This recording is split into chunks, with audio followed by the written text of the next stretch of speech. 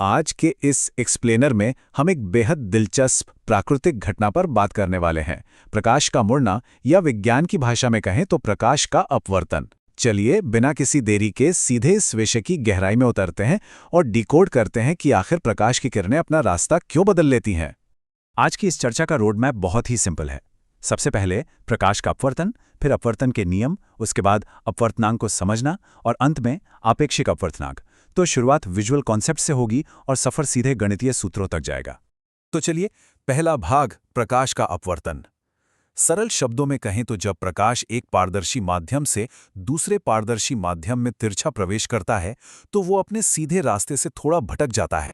अपवर्तन की इस पूरी संरचना को अगर ध्यान से देखा जाए तो ऊपर विरल माध्यम है जैसे कि हवा, और नीचे सघन माध्यम है जैसे कि पानी। जिस तरह हवा के मुकाबले पानी के भीतर दौड़ना थोड़ा अधिक कठिन होता है ना, ठीक उसी तरह सघन माध्यम में प्रकाश की गति भी प्रभावित होती है और धीमी पड़ जाती है।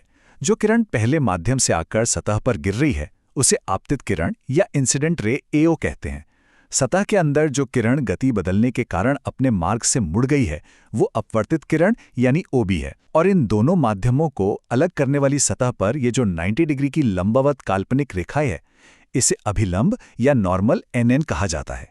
इस मुड़ाव को ठीक से नापने के लिए कोणों यानी एंगल्स को समझना बहुत जरूरी है।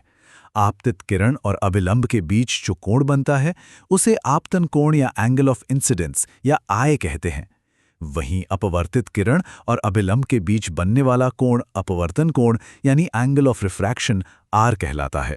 विरल से सघन माध्यम में प्रवेश करने वाले इस विजुअल में साफ तौर पर देखा जा सकता है कि आपतन कोण आय का मान अपवर्तन कोण आर से बड़ा है। इन माध्यमों की तुलना करने पर एक बहुत ही शानदार पैटर्न सामने आता है। जब प्रकाश विरल से सघन माध्यम में जाता है तो डेंसिटी के कारण उसकी गति धीमी हो जाती है और वो अभिलंब की ओर झुक जाता है। इसके बिल्कुल उलट, जब प्रकाश सघन से विरल माध्यम में लौटता है तो रुकावट कम होने से गति एकदम बढ़ जाती है और वह अभिलंब से दूर हट जाता है। गति और दिशा का ये उल्टा संबंध सच में अपवर्तन का एक बेहद रोचक मूल मंत्र है। और यही सिद्धांत इन दो शानदार विजुअल्स में सटीक सबूत के रूप में सामने है। एक तरफ देखिए, विरल से सघन में जाते हुए किरण अभिलंब की तरफ मुड़ रही है जहां आई बड़ा है आर से।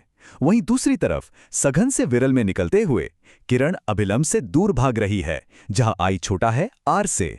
माध्यम बदलते ही ये पूरी ज्योमेट्री कैसे पलट जाती है, ये देखना वाकई फैसिनेटिंग है। भाग 2, अपवर्तन की नियम।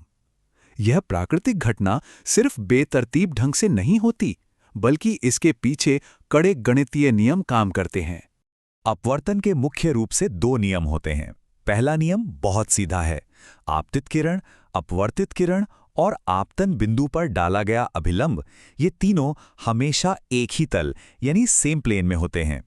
लेकिन असली जादू दूसरे नियम में छिपा है, जो ये तय करता है कि प्रकाश की किरण असल में मुड़ेगी कितनी। और इस दूसरे नियम को जाना जाता है स्नेल के नियम या स्नेल्स लॉ के नाम से। किसी विशेष रंग और माध्यमों के जोड़े के लिए आपतन कोण का साइन यानी साइन आई और अपवर्तन कोण का साइन यानी साइन आर का अनुपात हमेशा एक नियतांक होता है, कांस्टेंट। गणित में इसे n बराबर sine i upon sine r लिखा जाता है। सच कहें तो यही छोटा सा समीकरण इस पूरी घटना का गणितीय दिल है। भाग 3, अपवर्तनांक को समझना। स्नेल के नियम में जिस नियतांक n की बात हुई थी, आइए अब उसे डिकोड करते हैं। आखिर ये n है क्या? अपवर्तनांक यानी रिफ्रैक्टिव इंडेक्स असल में गति का एक बहुत ही स्ट्रिक्ट तुलनात्मक अध्ययन है। ये निर्वात या हवा में प्रकाश की चाल, जिसे c कहते हैं, और किसी अन्य माध्यम में प्रकाश की चाल, जिसे v कहते हैं, उसका अनुपात है। इसका सीधा सूत्र है n बराबर c/v, मतलब गति में आया हुआ बदलाव ही प्रकाश में मुड़ाव लाता है। चलिए इसे एक दिलचस्प पहेली की तरह सुलझाते हैं और पानी का निरपेक्ष अपवर्तनांक निकालते हैं। स्टेप 1, सूत्र n = c/v का उपयोग। स्टेप 2, निर्वात में प्रकाश की चाल 3 × 10⁸ मीटर प्रति सेकंड है और पानी में चाल 2.25 × 10⁸ है। इन मानों को फॉर्मूले में डालते हैं। स्टेप 3, इसे सरल करने पर 300/225 मिलता है, जो कटकर 4/3 हो जाता है। और स्टेप 4, इसे भाग देने पर अंतिम जवाब आता है 1.33। 133। इस नंबर को याद रखना बहुत मददगार साबित होता है। ये पानी का एकदम सटीक निरपेक्ष अपवर्तनांक या एब्सोल्यूट रिफ्रैक्टिव इंडेक्स है। अब आते हैं भाग 4 पर, आपेक्षिक अपवर्तनांक। अब तक केवल हवा या निर्वात से तुलना की गई थी, लेकिन क्या होगा जब प्रकाश पानी से सीधे कांच में जाए?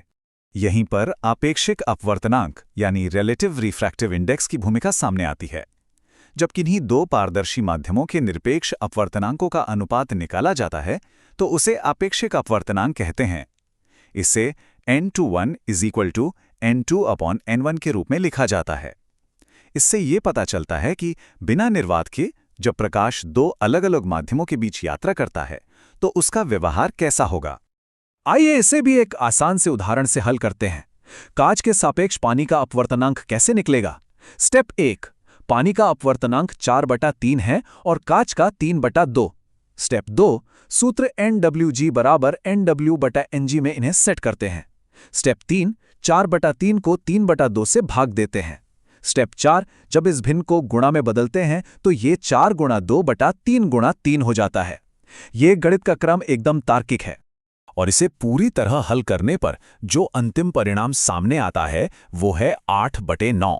ये कांच के सापेक्ष पानी का आपेक्षिक अपवर्तनांक है। इस एक्सप्लेनर को खत्म करने से पहले एक बहुत ही रोचक सवाल पर विचार करते हैं। सूत्र n = c/v को याद कीजिए। अगर प्रकाश सघन माध्यमों में हमेशा धीमा हो जाता है तो क्या अपवर्तनांक यानी n का मान कभी 1 से कम हो सकता है? इस पर गहराई से विचार करना सच में दिलचस्प होगा और भौतिक विज्ञान के इस अद्भुत संसार को ऐसे ही एक्सप्लोर करते रहना चाहिए।